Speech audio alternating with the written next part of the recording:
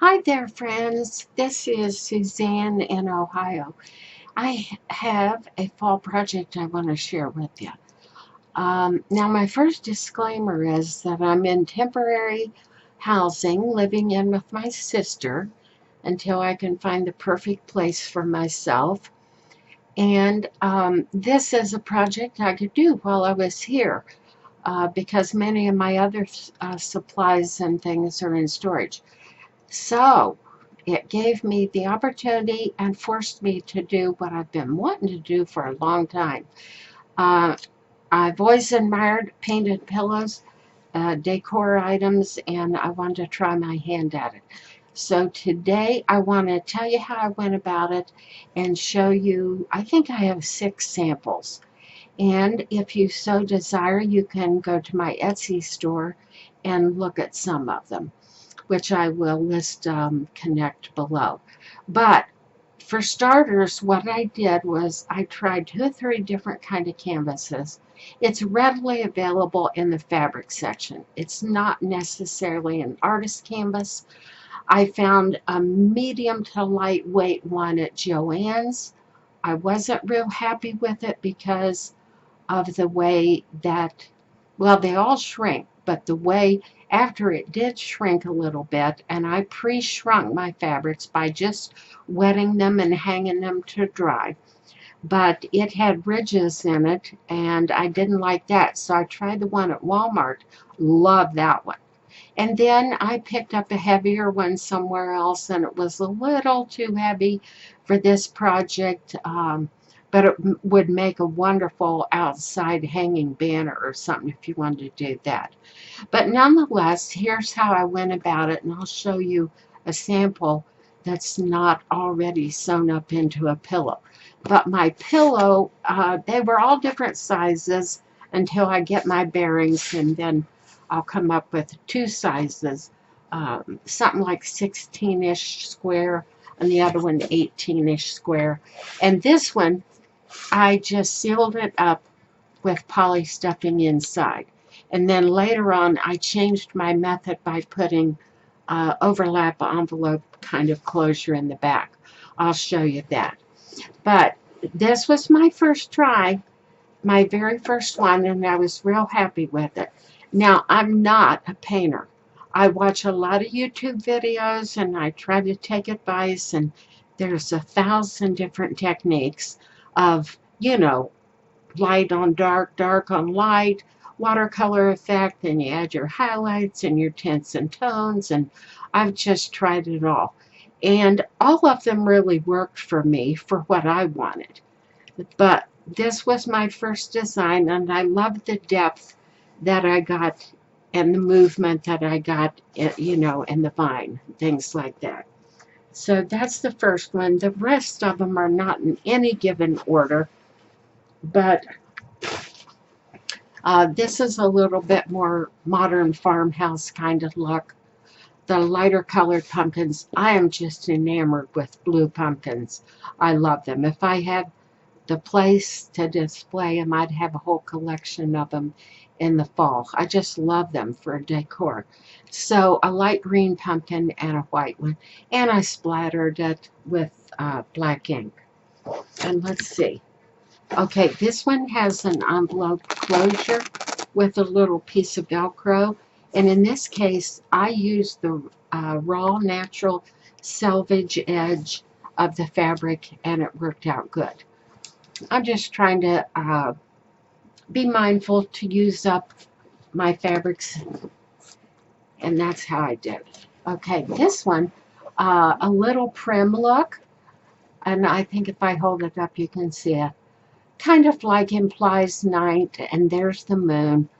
Mr. Crow sitting on a pumpkin just on a shelf.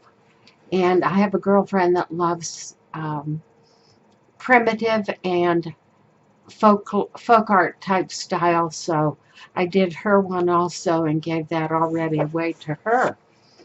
And let's see, another fall themed one was this little handsome um, Canadian goose with some oak leaves and acorns. I love Canadian geese. We have plenty of them in our area, which hover around all the ponds and the lakes, and I just like them. I know in real life some people don't because they're kind of messy, but I really have enjoyed them my whole life. Okay, let me show you one more. Okay, find a place to put all these things. Okay, here's another Mr. Crow, and he's sitting on a pumpkin, and I was real happy with him. Here's an example of trying different techniques. You can paint your dark color first and then put your light on top. But in this case, I put my light down first, then painted dark, and then put a black wash over top of it. I've done it 2 or 3 different ways, and it all worked. So I was real happy with him. He's on my Etsy site. And then I thought I better kind of lean toward some winter ideas. And here's Mr. Chickadee sitting on a pine branch. And I don't know if you can see it real well or not, but everything is speckled with snow. It shows up real good on his head. Okay, that's all the ones that I have finished as far as in an actual pillow. But I have one that I just finished, and I wanted to show you how it looks when you're still working on it. So here's my canvas, just a piece. I squared it off, but I don't do a perfection type squaring off until I get ready to sew it up. And a girlfriend of mine wants to try one with sunflowers, so I thought I better try a sunflower and see if I can execute that, because I'm telling you, I'm not a painter. But this technique is so simple. If you can color in a coloring book, you can do this. Just a little patience. I think I worked on this whole design probably a total of 5 hours, 2 hours here, a half hour there, and take it out in the sun, let it dry in between some different things I was trying. You could do a much faster technique, but that's not my goal so much as to learn as I go. So see what works for me. So sunflowers and pumpkin, and just on a piece of canvas, and then I will sew it up to be a pillow. Now, one thing I did also, and I'm going to stand up for a minute and see if I can find it for you. See, I just rearranged everything in my tiny little spot here, and I don't know where it is. But what I did was I scanned. No, I didn't scan. I take that back. Oh, I know where they are. Hold on. I got to show you these. These images are too big for my scanner. So I got some good photos of them. Now, if you've watched any of my other videos, you know I'm always encouraging you. If you do a piece of artwork, I don't care if it's fabric, painting, if it's a collage work for your journals or whatever it is, scan them and save that image and use them in more than one ways. So this was my sample photo that I went by for painting that chickadee. But I got some good flat photos of my work, and then I sized them down and printed them off, and these will be wonderful greeting cards. So let me see. Oh, I can point this out too. I don't know if you can tell, but these 2 pumpkins are a little bit lighter. These are darker. So I was playing around with adjusting the color saturation and different things in my computer. It's not necessary, but I just thought, oh, I've got that program in my iPad. I had to use my iPad because I didn't have my computer up and running. with my normal program, my normal printer, my normal scanner. So I'm working a little bit with my hand tied behind my back here. So I thought I'd play around. Now, this is a good one to point out.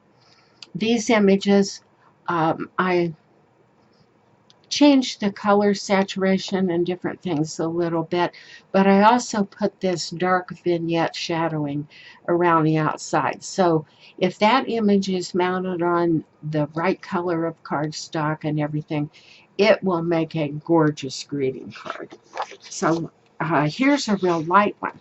I left it light because it denotes sort of a different style.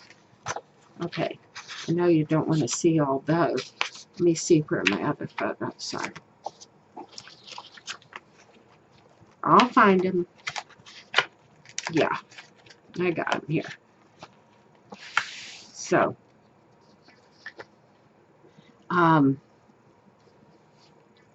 let's see. There, I darkened that one a little bit to look a little bit more nighttime mysterious. Here's a nice shot of the chickadee. Won't he make a nice little winter greeting card? And then here's how he looks. Here's the plain one. And here's how he looks with the vignettes. That's what it's called in my program. It's called a vignette shadowing. So that turned out really nice. I was happy with that. More of that. Oh, this is just a snapshot of what the image looked like flat and what it looked like sewn up as a pillow. You do kind of take the emphasis off of your edges because it kind of rolls around the puffiness of the pillow. Same thing here. Flat image after it was made up into a pillow. Oh, look, I've got this here, right here in my hand. I might as well show this to you. This is my sister's latest fabric collage artwork. It's a cat that belongs to her granddaughter, and also her blue jay. Now, I've got a couple videos on this fabric collage work if you're interested in that. Well, I hope I've encouraged you, and if you're interested in painting pillows, come back and look for my new video. It should be up in a couple days at the most. And I will see you again, and thank you for taking the time to watch. And if you liked it, give me a thumbs up and check out my Etsy site. Bye for now.